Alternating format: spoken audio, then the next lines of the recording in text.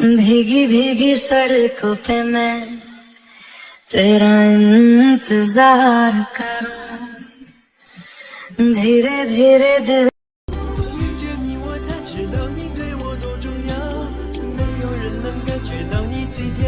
जो दिल को भर रही है वो तेरी शायरी है या कोई शायरा.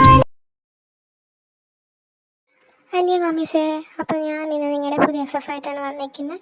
അപ്പോൾ ഞാൻ വിശ്വസിക്കുന്നു ഈ FF നിങ്ങൾക്ക് ഇഷ്ടപ്പെടും. നിങ്ങൾ മാക്സിമം എല്ലാവരും എത്തിക്കുക. എല്ലാവർക്കും ഇഷ്ടപ്പെടും എന്നുള്ള വിശ്വാസത്തോടെ നിങ്ങൾ സ്റ്റാർട്ട് ചെയ്യാം. ഒരുപാട് ലാഗ് അടിപ്പിക്കുന്നില്ല, നമുക്ക് നേരെ സ്റ്റോറിലേക്ക് പോകാം.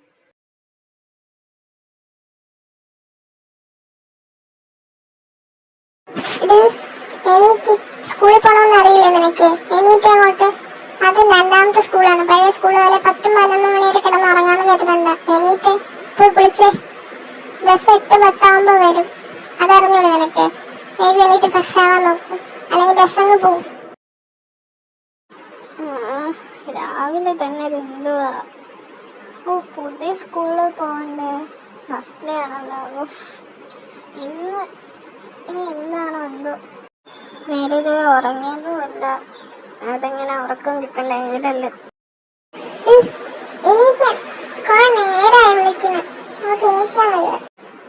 ഇവര് ഇതാ എണീറ്റ് ഫ്രഷ് ആവാൻ പോവാ. രാവിലെ തന്നെ മൂടും പോയി കിട്ടി. ശുഭം.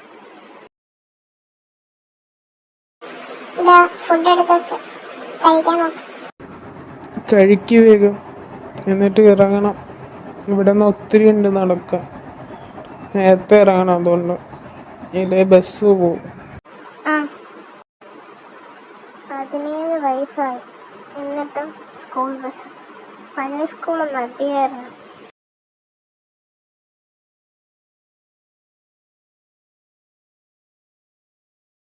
എവിടെയാണോ എന്തോ ക്ലാസ്, അതിന് ചോദിക്കാം. Excuse me ma'am, 11th class എവിടെയാണ്? ഞാൻ ഫസ്റ്റ് ഡേ ആണ് ഇവിടെ, അപ്പോൾ എനിക്ക് അറിയത്തില്ല, ഒന്ന് പറഞ്ഞുതരാം. അങ്ങനെയാണോ? ഓക്കേടാ, ഇവിടുന്ന് നേരെ സ്റ്റെപ്പ് കയറിയാൽ മതി. 3rd ഫ്ലോറിലാണേ. അവിടെ റൂം നമ്പർ 22 ആണെടാ. Thank you ma'am. ഇതെന്താ ഇവരാരും ഇങ്ങോട്ടൊന്നും മിണ്ടാത്ത? Good morning all. Hello everyone. അപ്പോൾ നമുക്ക് പുതിയതായി കുറച്ച് സ്റ്റുഡൻസ് വന്നിട്ടുണ്ട്. സയൻസിലേക്കും കൊമേഴ്സിലേക്കും അതുപോലെ തന്നെ ഹ്യൂമാനിറ്റീസിലേക്കും.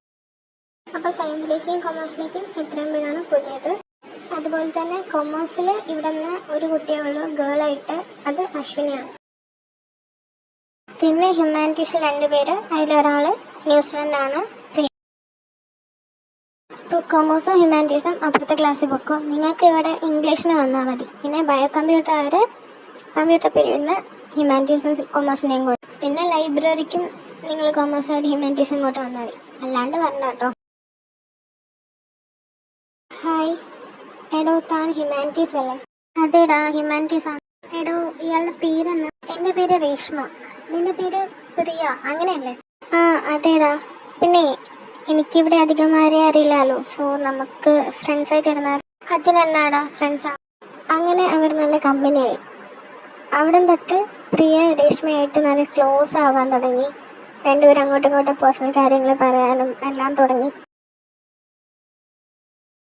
എടാ, നിങ്ങളാണോ ഹ്യൂമാനിറ്റീസ് സ്റ്റുഡൻറ്? അതെ സർ. നിങ്ങൾക്കിപ്പോൾ ജോഗ്രഫി അല്ലേ? ടീച്ചറിന് എന്താ ഡ്യൂട്ടി ഉണ്ട്, അതുകൊണ്ട് ലഞ്ച് ബ്രേക്ക് കഴിഞ്ഞേ ഉണ്ടാവൂ പറയാൻ പറഞ്ഞു. നിങ്ങളോട് ഇവിടെ തന്നെ ഇരിക്കാനും പറഞ്ഞു. Okay sir. എടാ, ഞാനൊരു കാര്യം പറയട്ടെ? പറയടാ. അതിനെന്തിനാ ചോദിക്കുന്നത്? അല്ലെങ്കിൽ വേണ്ടടാ, അത് ശരിയാവില്ല. അതൊന്നും സാരമില്ല, നീ പറയും. ഇല്ലടാ, അത് ശരിയാവില്ല. ഇതെൻ്റെ ഒരു പ്രശ്നമാണ്. ആരെങ്കിലുമായിട്ട് ഞാൻ ക്ലോസ് ആയി കഴിഞ്ഞാൽ പെട്ടെന്ന് എല്ലാവരും പറഞ്ഞു പോകും. വേണ്ടടാ, അത് വിട്ടേക്ക്, ശരിയാവില്ല. എന്തുവാടി പറയാന്ന് പറഞ്ഞിട്ട് പറയാതിരിക്കുന്നോ? പറയടോ പ്ലീസ്, പറ. നീ കുഴപ്പമില്ല. ശരി, ഞാൻ പറയാം. അല്ലേ വേണ്ട. ഇതെന്നതാ, നീ കളിക്കണോ? പറയടി. ശരി, ഞാൻ പറയാം. അപ്പോൾ മിസ്സേ, ഇത്രേ ഉള്ളേ. ഇന്നിപ്പോൾ ഒരുപാട് ലോങ് ആയെന്നറിയാം. ഇനിവേ ബാക്കി നമുക്ക് അടുത്ത എപ്പിസോഡിൽ കാണാം. നമ്മുടെ പ്രിയയ്ക്ക് എന്താ പറയാനുള്ളതെന്നും ഒക്കെ നമുക്ക് നോക്കാം. അപ്പോൾ നമുക്കിനി നെക്സ്റ്റ് വീഡിയോയിൽ കാണാം. കംസാമിനിദാ.